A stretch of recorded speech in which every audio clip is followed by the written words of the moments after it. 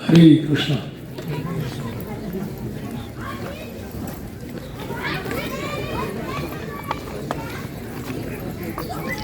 जिस इलाके में हम आए हैं, ये संपूर्ण क्षेत्र जो है नंदग्राम के अंतर्गत आता है। जिस स्थान पे अभी हम बैठे हुए हैं, ये वृंदा कुंड है।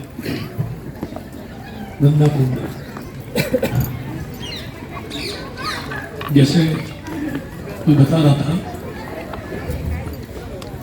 वृंदा देवी पूरे ब्रज क्षेत्र की अधिष्ठा देवता है,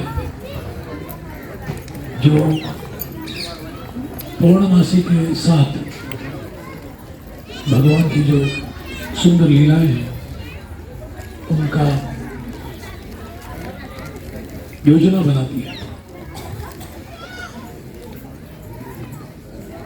तो जैसे ही शाम हो जाएगा, देखेंगे यहाँ पिछले वाले बात है, हजारों तोते हमेशा सब आके यहाँ एकत्रित होते हैं। वृंदा देवी के ऐसे असंख्य तोते हैं, संदेशवाहक, जो सारे गोपियों को, कृष्ण को, राधा रानी को संदेश ले जाते हैं। और ये जो पीछे आपके है यहाँ, ये गुप्त कुंड है। कहा जाता है कि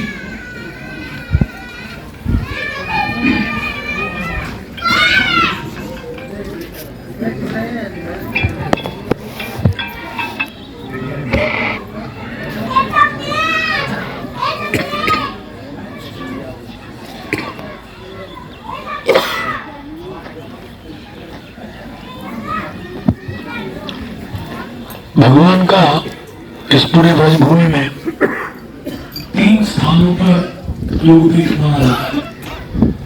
योगपीठ मतलब राधा और कृष्ण अपने संपूर्ण नित्य पार्षद, भगवत धाम के जो नित्य पार्षद हैं, उनके साथ ऐसे दरबार में बैठते हैं। ऐसा राजा दरबार में बैठता है। सुबह इस स्थान पे होता है गुप्त कुंड में, दोपहर को राधा कुंड में होता है, और शाम का जो सभा है योगपीठ, वो है राधा गोविंद देव मंदिर में। तो ये भी बहुत ही महत्वपूर्ण स्थान है जहाँ, और गुप्त कुंड इसलिए भी है, बहुत ही अंतरंग गुप्त लीलाएं राधा कृष्ण की यहाँ नियमित रूप से होते हैं। यहाँ तो आपने देखा होगा कुछ साल पहले यहाँ माधव दास जी बाबा, उन्होंने हमारे दीनबंधु प्रभु उनसे मिले थे और उनको प्रेरित किया था, और वहाँ से फिर बहुत ही सुंदर तरीके से ये स्थान अभी डेवलप हुआ है।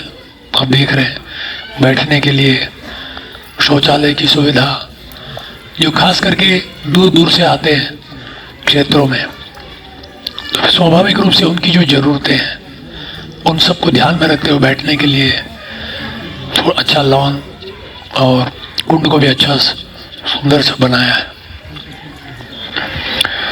तो यहाँ से हम अभी नंदग्राम जाएंगे, नंदग्राम में दर्शन करेंगे। वर्णन आता है कि देवमीढ़ नाम के एक बहुत ही प्रसिद्ध राजा थे, और राजा देवमीढ़ के दो पत्नियां थी, एक क्षत्रिय पत्नी और दूसरी थी वैश्य पत्नी। तो उस क्षत्रिय पत्नी के द्वारा उनका एक पुत्र हुआ सूरसेन, महाराज सूरसेन, जिनके पुत्र थे वसुदेव जी, और उनकी जो वैश्य पत्नी थी उनके पुत्र हुए पर्जन्य। और महाराज पर्जन्य जो है गोपों के यहाँ राजा बन गए, और महाराज सूरसेन मथुरा में वहाँ राज्य करने लगे। महाराज पर्जन्य के 5 पुत्र थे, उपानंद, अभिनंद, नंद, सुनंद और नंदन। 5 भाइयों में बहुत ही अगाढ़ प्रेम था। समय आने पर पर्जन्य महाराज ने निर्णय लिया कि मैं राज्य उपानंद को सौंप दूंगा। तो उन्होंने सबको बुलाया और सबके सामने घोषणा की कि मैं सबको कृतज्ञता व्यक्त किया उनकी सहयोग के लिए, और कहा कि कल से मैं उपानंद को, मेरे बड़े पुत्र को, मेरी जगह पर राज्य सौंप रहा हूं इस संपूर्ण गोप क्षेत्र का। तुरंत उपानंद उठ के खड़े हो गए और उन्होंने कहा कि मैं ये जवाबदारी नहीं संभाल सकता। मैं, हमारे तीसरा भाई नंद सब सद्गुणों से संपन्न है और लोकप्रिय है, सब उससे बहुत प्रेम करते हैं, और मैं चाहता हूं कि नंद हमारा राजा बने। और जैसे ही उन्होंने घोषणा की, सारे एकत्रित हुए लोग बहुत ही हृदय हार्दिक तरीके से उसको स्वीकार किया। पर्जन्य महाराज बहुत प्रसन्न हुए आपस का उनका प्रेम देखकर, और तब नंद महाराज नंदग्राम में उस समय से निवास करने लगे। काफी समय तक उनके कोई संतान नहीं थे। तो जब फिर नंद महाराज ने निर्णय लिया कि हम लोग यमुना के तट पर जाएंगे और द्वादशी व्रत करेंगे, और वो रावल नाम का स्थान है, नहीं रावल नहीं, गोकुल महावन। वृषभानु महाराज उधर गए थे रावल में, जहाँ राधा रानी का जन्म हुआ, और नंद महाराज का विवाह यशोदा, सुमुख नाम का एक गोप थे, उनकी पुत्री यशोदा से हुआ। यशोदा जिनकी भी पत्नी बनेगी उनका यश बढ़ेगा।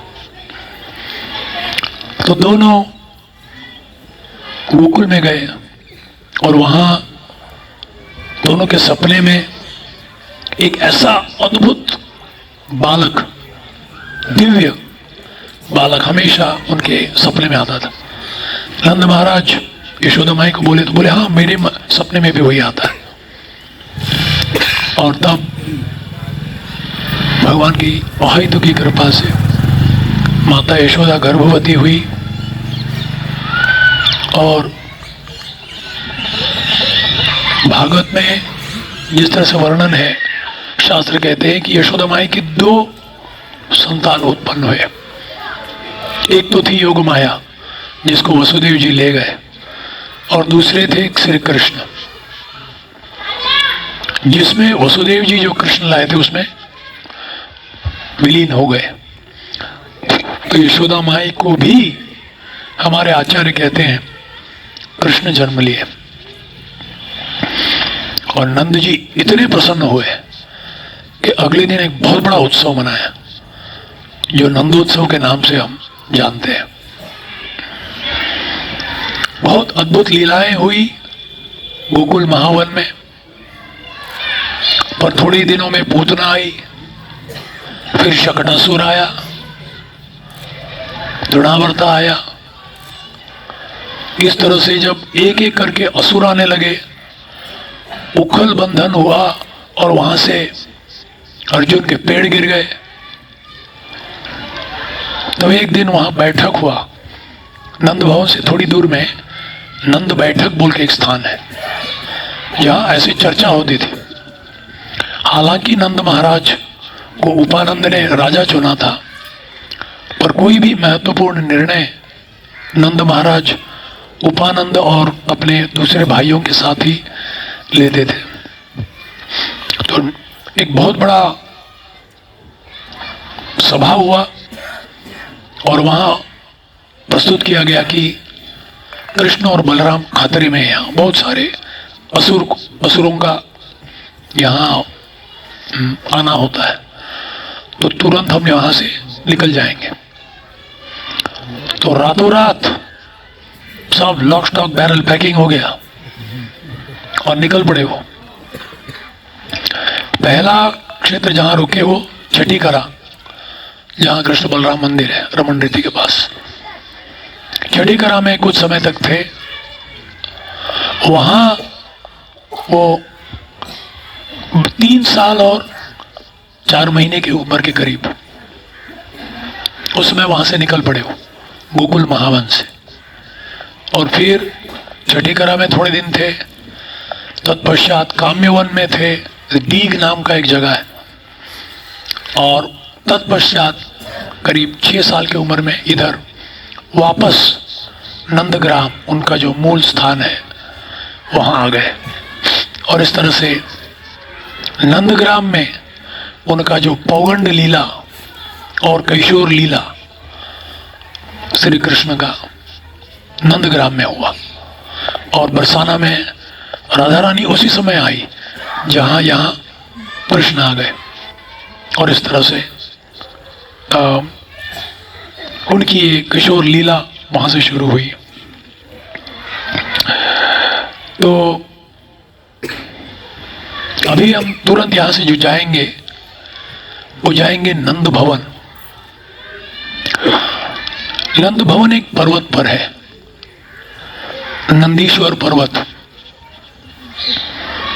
जैसे ब्रह्मा जी ने प्रार्थना की थी, तपस्या की थी और भगवान से वर प्राप्त किया कि उनके 4 सर पर राधा कृष्ण और उनके सारे पार्षदों का लीला हो, उनके चरणों की धूल उन पर हमेशा पड़ते रहे। ऐसे ही शिव जी ने तपस्या की दीर्घ काल तक और भगवान से ये वर प्राप्त किया कि वो नंदीश्वर के रूप में, पर्वत के रूप में नंदग्राम में प्रकट होंगे, जहाँ भगवान युगल सरकार राधा और कृष्ण गोप गोपियों के साथ सुंदर लीला करेंगे। तो आज भी आप जाएंगे नंद भवन, अब उसकी दाहिनी बाईं ओर नंदीश्वर महादेव शिवलिंग है, वहां वज्रनाभ का वो स्थापित है द्वारा, तो नंदीश्वर जी वहां है। नंद भवन से थोड़ी ही दूर नीचे अगर जाएंगे तो वहां एक शिवालय है, आशीषेश्वर महादेव। आशीष मतलब आशीर्वाद देने वाले, आशीषेश्वर महादेव। जब कृष्ण का जन्म हुआ तो सब देवता दर्शन करना चाहते थे, बालक कृष्ण का दर्शन करना चाहते थे। तो एक बार शिव जी आ गए नंद के लाल के दर्शन के लिए, नंद लाला। तो यशोदा माई ने रूप देखा, एक भस्म लगाए हुए, जटा बांधे हुए, खोपड़ियों की हार, त्रिशूल लिए हुए, डमरू, बड़ा खतरनाक एकदम। तो बोले हमारा लाला डर जाएगा इन्हें देख के। बोले नहीं नहीं नहीं, चलो चलो निकलो। तो शिव जी को बहुत बुरा लगा, तीव्र इच्छा थी, प्रार्थना की मैया है एक बार दर्शन। बोले नहीं, निकलो निकलो, हमारा लाला डर जाओगे, चलो चलो। तो शिव जी बहुत दुखी हुए और थोड़ी दूर जाकर बैठ गए। और एकाएक कृष्ण ऐसे रोने लगे, ऐसे रोने लगे, कोई उनको रोक नहीं सक रहा है। यशोदा माई बहुत चिंतित हो गई, भाई क्या हो गया इस बच्चे को, कुछ तो तकलीफ हो रहा है, रो रहा है रो रहा है रो रहा है, सब प्रयास कर रहे, रुक ही नहीं रहा है वो रोना। तो यशोदा माई ने सोचा जरूर वो बाबा जो आया था इधर, जिनको हमने भेज दिया, उसके कारण शायद कुछ अपराध हो गया है। तो सेवकों को बुलाया, बोले जाओ ढूंढो उस बाबा को, आसपास कहीं है तो बुला दो। तो आशीषेश्वर महादेव मंदिर जो है दूर से दिख रहा है, आप नंद भवन से दिखेगा आपको। तो वहां वो बैठे हुए थे, उनको ले आए। अरे बाबा चलो चलो, लाला के दर्शन के लिए मैया ने बुलाया। तो आए शिव जी और आए और उनको तुरंत अंदर भेजा, साक्षात दंडवत प्रणाम किए गोपाल के चरणों में।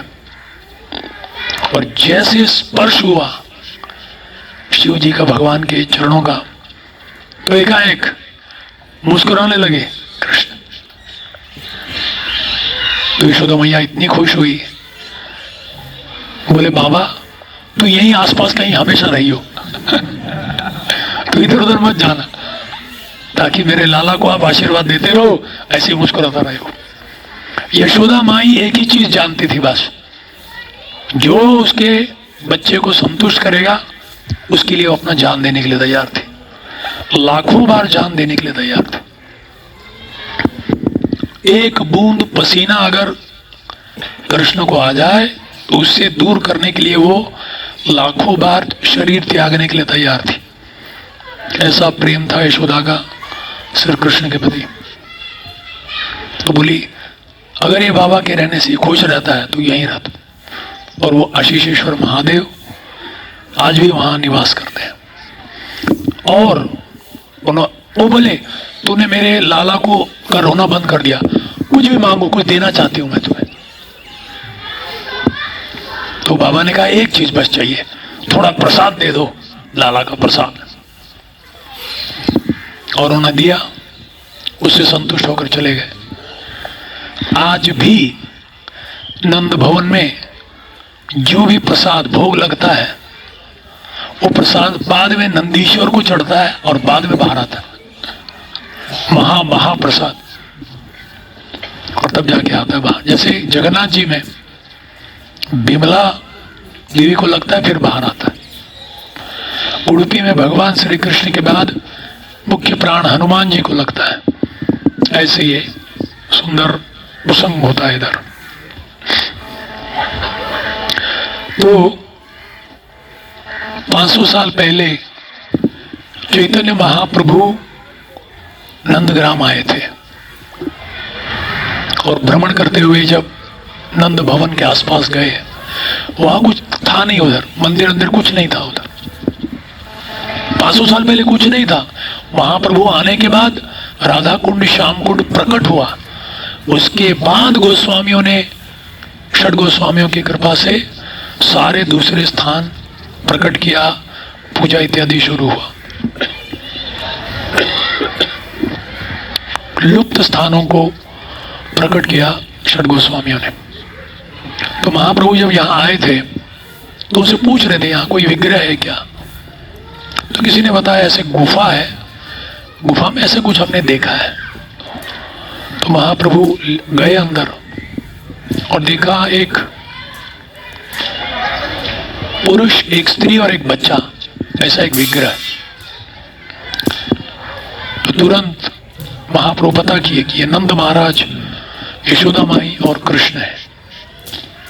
फिर उस विग्रह को फिर स्थापित किया गया। आज नंद भवन में आपको 6-7 विग्रह मिलेंगे।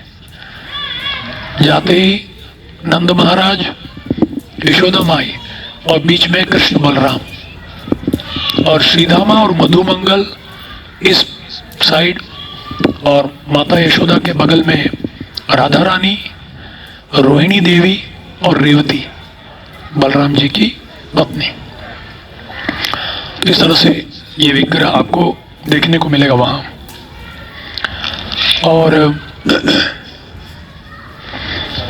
बहुत सारे आसपास में कुंड हैं। एक है छाछ कुंड, जहाँ यशोदा माई मक्खन करने के बाद छाछ बचता था, उसको फेंकते थे, वही कुंड बन गया। अरे 9 लाख गाय है, कितना दूध आता है, कितना छाछ बनता है, छाछ डाल डाल के वो छाछ कुंड है, वो एक बन गया। फिर यशोदा माई का कुंड है जहाँ वो स्नान करती है। नंद कुंड है जहाँ नंद महाराज स्नान करते थे। और वहाँ से थोड़ी दूर अगर जाएंगे तो एक खतरनाक 2 ऐसे पुतले हैं, बड़ा डरावना है देखने में, ऐसा उसको बोलते हैं हाउ बिलाओ। जब कृष्ण बलराम गोप बालकों के साथ खेलते थे तो खाने का समय हो गया पर खेल रहे बस, तो रोहिणी मैया जाती थी और बुलाते थे, हाँ आएंगे आएंगे आएंगे। 1 घंटा हो गया आए नहीं। तो बोलती थी, यशोदा माई बोलती थी मैं जाऊंगी खुद, और यशोदा माई चिल्लाती थी आते नहीं। उनको डराने के लिए यशोदा माई बोलती थी आओ मिलाओ, आया आओ मिलाओ, भागो भागो। तो ये सिर्फ यशोदा माई को देखकर पीछे मुड़ के देखे भी ना भागते थे कृष्ण और बलराम, यशोदा माई के पीछे देखते भी नहीं थे क्या है उधर। यशोदा माई इतनी घबरा गई। तो ये तरीका था।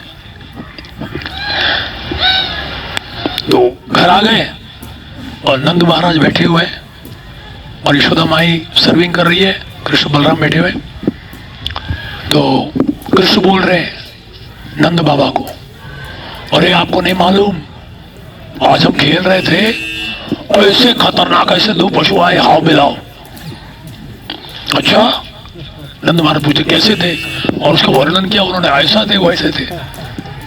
तो बच्चे जब थोड़ा एक्स्ट्रा ये करते हैं ना, कुछ बड़ा चढ़ा के बोलते हैं, हालांकि वो देखे नहीं थे पर कृष्ण बोलते जा रहे, बंडलबाज।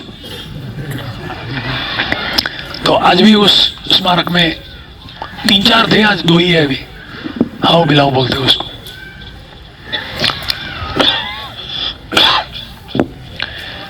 एक बार नंद महाराज के मन में विचार आया कि मैं प्रयाग में जाके त्रिवेणी संगम में स्नान करूंगा,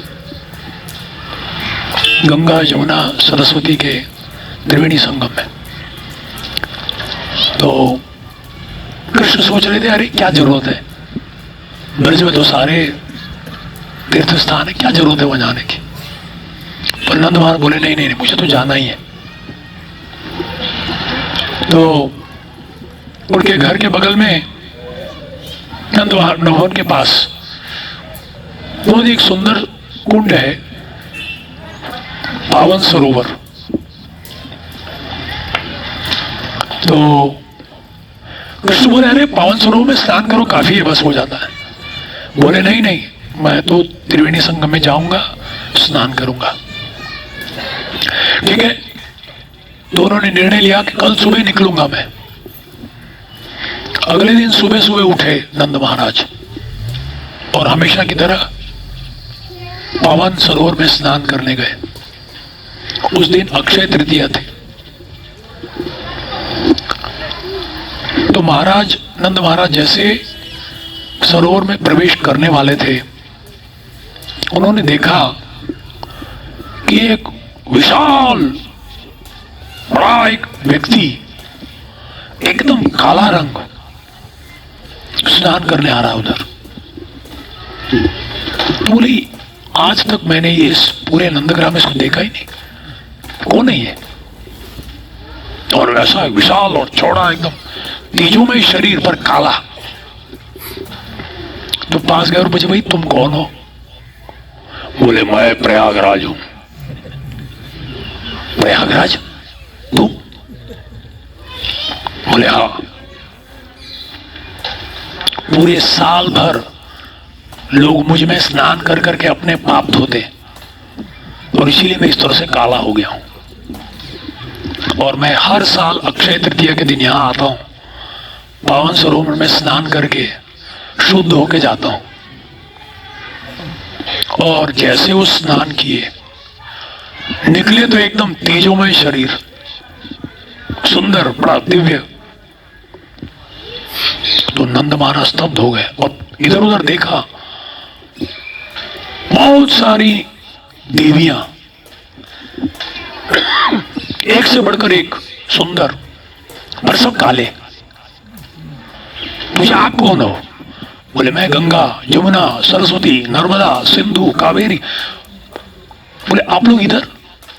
बोले हाँ, आपको नहीं मालूम? सारे लोग पाप धोके जाते हैं हमें, और हम अक्षय तृतीया के दिन यहाँ आते हैं पावन सरोवर में स्नान करने के लिए। नंद महाराज बोले तो मैं क्यों उतना दूर जाऊं? और बड़े आनंद के साथ, पूरे विश्वास के साथ वो स्नान किए और अपने आप को बड़े ही तृप्त और संतुष्ट हो गए। बोले यस, मैं अपने आप को पवित्र मान रहा हूं। तो ये पावन सरोवर वो स्थान है जहां यशोदा माई कभी कभी कृष्ण को स्नान करने ले जाती हैं, राधा रानी भी उन्हें सहायता करती हैं। सुबह का उपहार बनाने के लिए, खाना, ब्रेकफास्ट।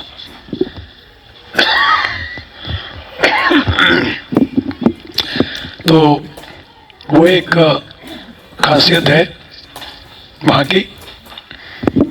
पावन सरोवर के एकदम बगल में राइट साइड में सनातन गोस्वामी का भजन कुटीर है।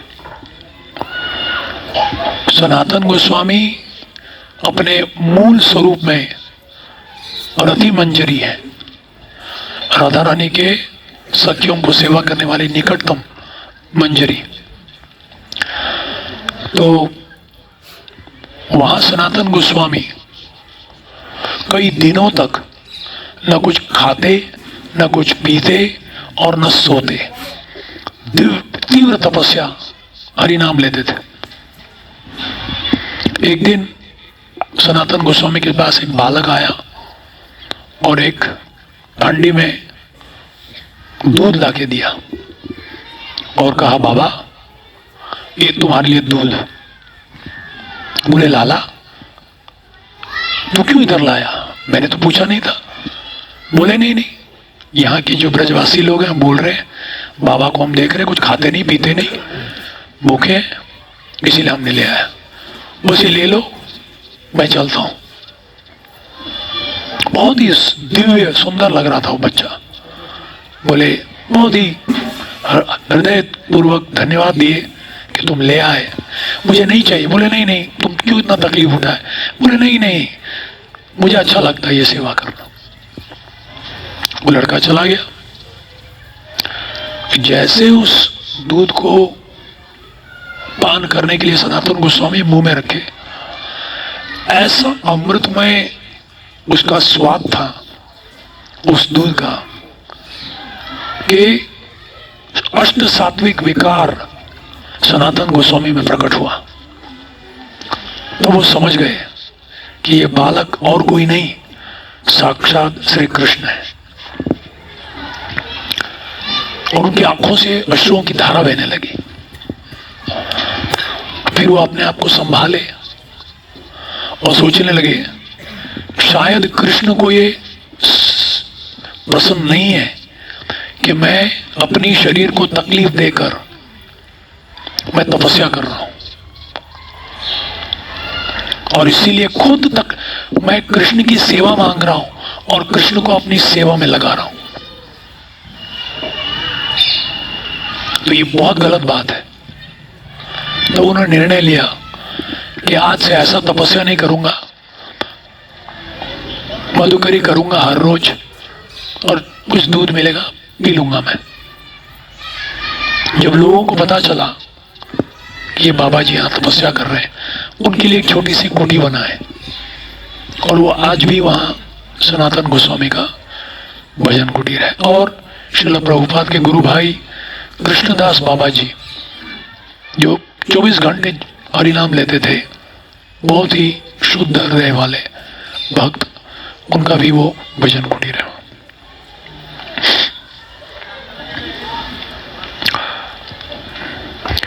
वहां से थोड़ी दूर मोती कुंड है। मोती कुंड बहुत ही सुंदर स्थान है। उसकी कथा भी बड़ा अजीब है। अब कृष्ण और राधा रानी का विवाह नहीं हुआ था, बच्चे थे।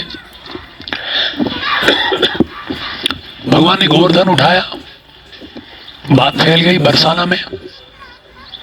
तो बरसाना में कुछ लोग कहने लगे अरे ये बालक ने अकेले बाएं हाथ की छोटी उंगली में गोवर्धन उठाया, कुछ तो गड़बड़ी है, ऐसा हो ही नहीं सकता, ऐसे कैसे।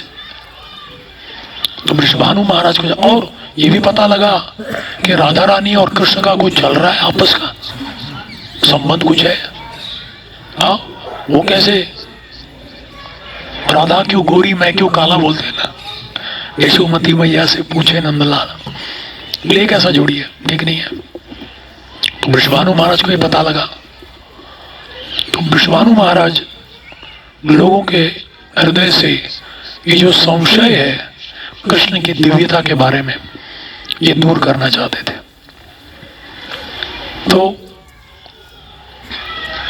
वृषभानु महाराज ने एक योजना बनाई।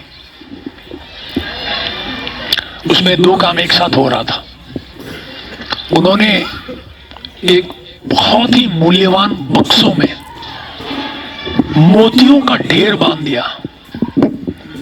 क्योंकि मोती एक ऐसा चीज है जो शास्त्र में मैंने सुना है लोगों से कि माताओं को बहुत अच्छा लगता है मोती का हार।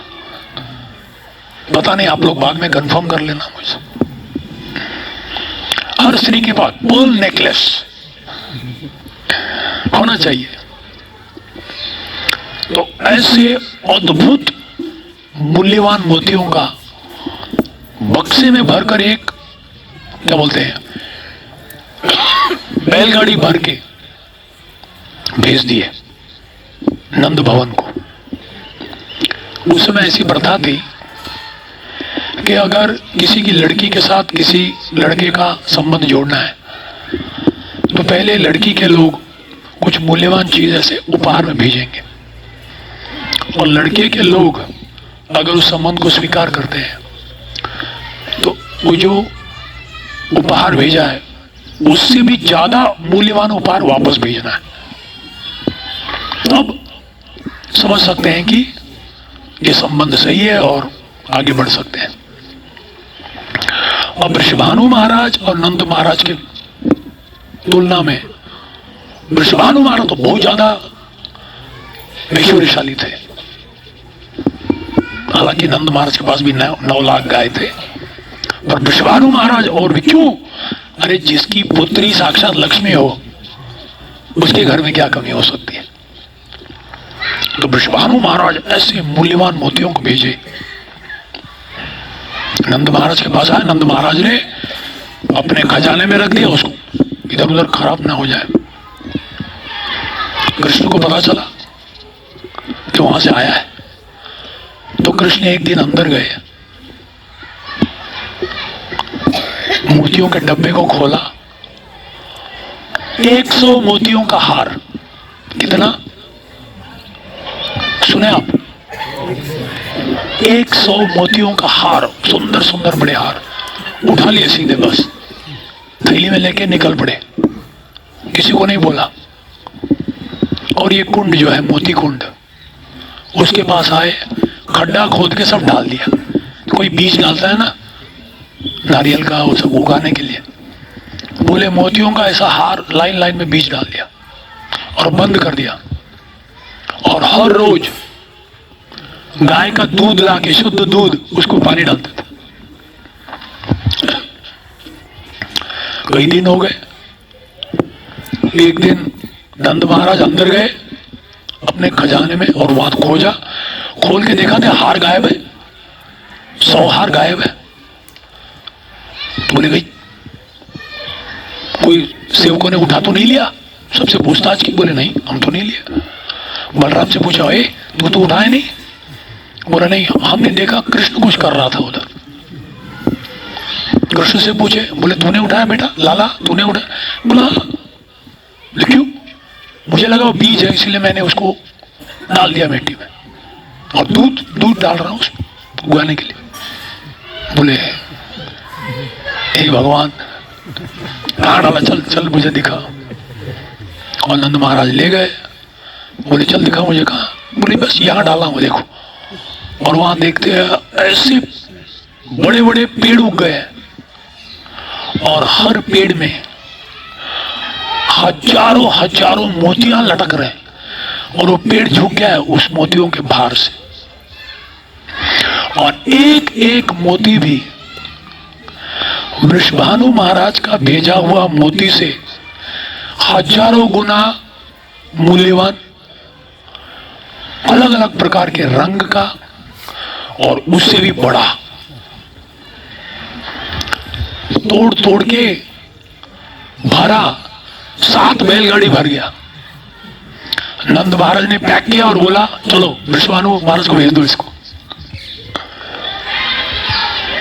तो 1 बैलगाड़ी भेजा था मोतियों का, और अभी 7 बैलगाड़ी वापस आया। और जब पता चला, वृषभानु महाराज तो बहुत प्रसन्न हुए, बोले चलो अच्छी बात है। सारे लोगों के संशय जो था मन में वो दूर हो गया। बोले वाह, नंद महाराज के यहां से 7 गुना ज्यादा उपहार आया है, और निश्चित रूप से इतना उपहार आया है तो नंद के लाला जो है वो कोई मामूली व्यक्ति नहीं है। पर सांदीपनी मुनि और पूर्णमासी के कहने पर राधा रानी का विवाह यावट में, उन दोनों के बीच में, बरसाना और बीच में यावट बोल के एक जगह आता है, वहां अभिमन्यु था। अभिमन्यु कृष्ण का एक परछाई का विस्तार स्वरूप है। वो जैसे मैंने बताया, एक लीला को परकीय रस में करने के लिए एक ऐसा सुंदर नाटक जैसा समझ लो रचा गया, जहां अभिमन्यु राधा रानी का पति के रूप में था। उनकी सास का नाम था जटिला और बहन का नाम था कुंडिला।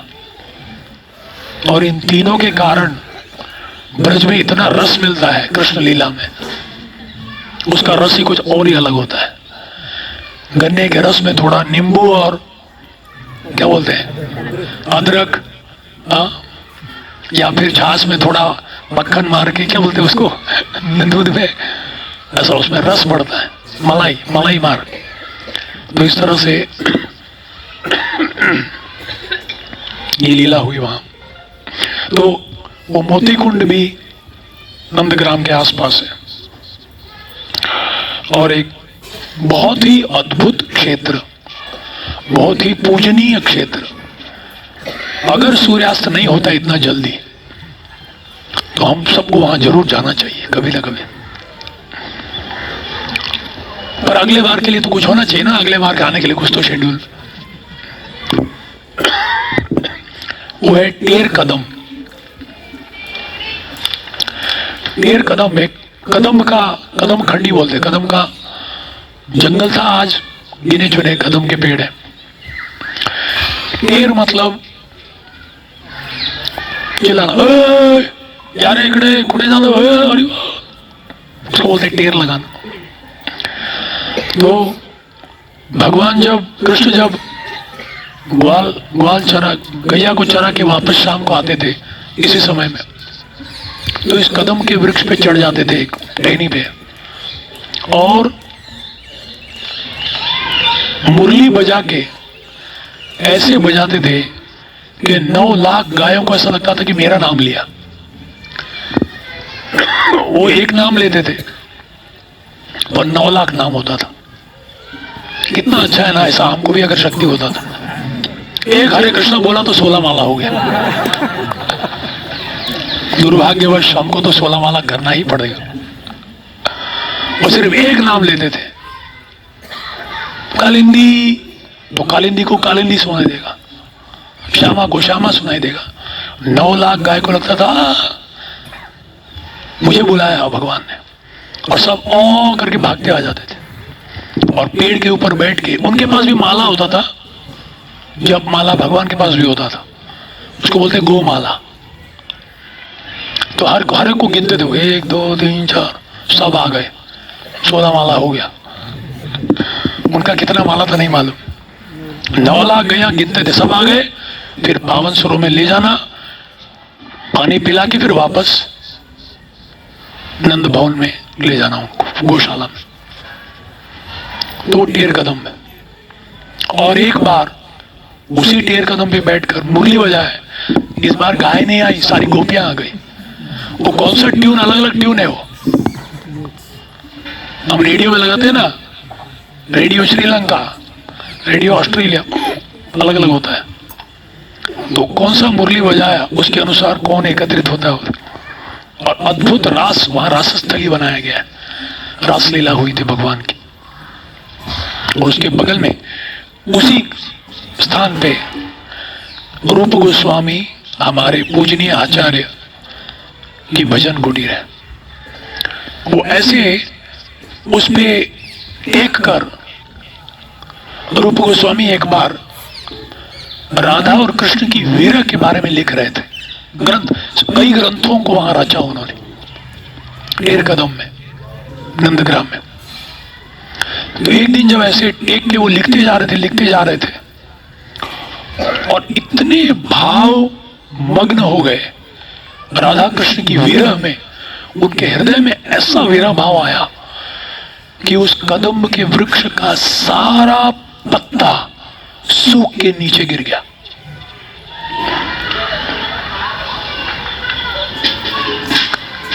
थोड़े समय के बाद राधा कृष्ण के पुनर्मिलन का जब वो लिखने लगे तो नए पत्ते खिल गए उधर। यानी वो इतने भाव विभोर हो जाते थे, उस लीला में मग्न होते थे कि उनके संपर्क में आया हुआ पेड़ भी उसको अनुभव करता था। तो ये सुंदर स्थान है वहां। रूप गोस्वामी ने बहुत सारे ग्रंथों की रचना वहां की।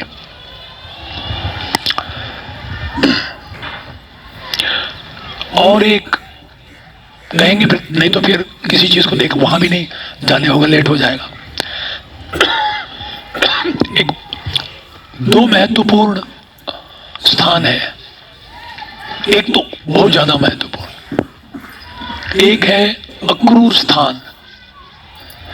भगवान जब 10 साल और 8 महीने की उम्र में थे तब कंस ने अक्रूर जी को भेजा था, और अक्रूर जी इधर आए थे नंद भवन में, नंद महाराज कृष्ण को ले जाने के लिए। सुडुनिया गोपीना कृष्णा मथुरे थी गेला। हमारे लोकनाथ स्वामी महाराज जी बड़े प्रेम से गाते हो। तो वो स्थान है जहां अक्रूर जी आए थे। सारी गोपियों ने शाप दिया था, नाम अक्रूर है, बड़ा क्रूर, ले जा रहा है हमारे कृष्ण को। गोपियां बहुत शर्माती थी, सबके सामने ऐसे नहीं बैठती थी, फिर भी आके खड़े हो गई सूरत के सामने। और एक स्थान है उद्धव क्यारी, बहुत ही महत्वपूर्ण स्थान है वो। कृष्ण के विरह में जब कृष्ण चले गए ये बोल के कि मैं 3 दिन में आ जाऊंगा, आए नहीं, कई समय हो गया। तो गोपियां नाम के वास्ते उनका खाना पीना चल रहा था, नहीं तो ऐसे ही खड़ी थी मानो कोई कपड़े के ऊपर चित्र बनाया गया, बस ऐसे जैसे खड़ी थी सब ऐसे की वैसे खड़ी रहती थी। बछड़े दूध भी पीना बंद कर दिए, ऐसे ही देख रहे थे, बस स्टैचू जैसा कोई मूर्ति बनाया गया। कृष्ण ये जानते हुए कि गोपियां बहुत ही विरह में तरस रही है, उद्धव जी को भेजा। उद्धव जी यहां आए थे नंदग्राम में गोपियों को संदेश देने के लिए। 10 महीना रहे नंद महाराज, यशोदा माई, गोपियां, गोप सब जगह जाते थे, वो कृष्ण कथा करते थे। कृष्ण कथा सुन सुन के कुछ हद तक गोपियों को कृष्ण का उपस्थिति का अनुभव हुआ। पर जब वो गोपियों के पास गए संदेश देने के लिए कि नहीं नहीं कृष्ण का संदेश है, तुम कृष्ण के विरह में नहीं, तुम मन में सोचोगे तो भी कृष्ण उपलब्ध, उनमें नाम में कोई भिन्न नहीं है, परमात्मा के रूप में तुम्हारे हृदय में संदेश देने आए थे। पर राधा रानी का जो महाभाव उद्धव जी ने देखा, और भ्रमर गीत, एक भंवरे को देखकर राधा रानी कृष्ण का संदेश वाहक समझकर उसको बोलते हुए उद्धव को एक संदेश दिया। ये अद्भुत प्रेम की पराकाष्ठा का प्रदर्शन देखकर उद्धव जी बहुत ही शर्मिंदा हुए। उद्धव जी समझते थे मुझसे निकट कोई नहीं है कृष्ण के लिए, कृष्ण का सबसे प्रिय तो मैं ही हूं। उद्धव जी देखने में कृष्ण जैसे लगते थे। उद्धव जी जो भी कपड़े पहनते थे कृष्ण का निर्माल्य होता था, महाप्रसाद। कुछ भी जो पहनते थे वो कृष्ण का ही महाप्रसाद, देखने में भी कृष्ण जैसे। और सबसे महत्वपूर्ण सेवा जो और कोई नहीं कर पाएगा उद्धव जी को देते थे। और उद्धव जी को एक अहंकार था कि कृष्ण का सबसे निकटतम व्यक्ति तो मैं ही हूं, सबसे कृपा पात्र मैं ही हूं।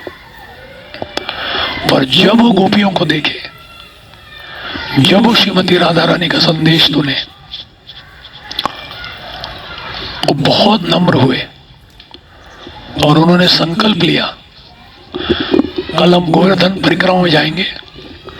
उद्धव कुंड है, वहां उन्होंने तपस्या की, बहुत तपस्या, कि मैं ब्रजभूमि में एक गुलमलता, एक घास का तिनका बन के रहूं, ताकि इन गोपियों के चरणों का जो धूल है, क्योंकि ये तो राजा थे, वो राजकुमार थे, वो अगर गोपियों को बोलेंगे आपका चरणों का धूल दो तो गोपियां हिचकिचा जाएंगी, शर्मिंदा हो जाएंगी। तो बोले मैं घास का तिनका बनता हूं ताकि गोपियों के चरणों का धूल मेरे सर पर पड़े। ब्रज में कहावत है, ऊधो सूधो है गयो सुन गोपिन की बोल, ज्ञान बजाए डुगडुगी प्रेम बजाए ढोल। ऊधो स्तब्ध रह गए गोपियों के वचनों को सुनकर। वो सोच रहे थे मैं ज्ञान का इनको सांत्वना देने आया हूं, पर वो उनसे सीख के गए। और आज उद्धव जी कुसुम सरोवर के पास, वहां भी ऐसा स्थान है उद्धव विहारी, वहां भी वो निवास करते हैं। तो इस तरह से ये जो नंदग्राम है बहुत ही अद्भुत, ये तो कुछ गिने चुने लीलाएं हैं, स्थान है। ऐसे हर कण कण यहाँ, हर स्थान, हर पेड़, हर पत्थर अद्भुत लीलाएं हुई यहाँ कृष्ण और राधा रानी की और गोप गोपियों की। तो अभी हम तुरंत नंदग्राम जाएंगे, दर्शन करेंगे और आप लोगों की दक्षता और क्या बोलते हैं चुस्ती के ऊपर निर्भर होगा कि ठीक से दर्शन कर पाएंगे या नहीं, और बाद में देखेंगे, निर्णय लेंगे क्या करना है। हरे कृष्णा। बोलो नंद के लाला की, नंदग्राम की जय। जय श्री राधे।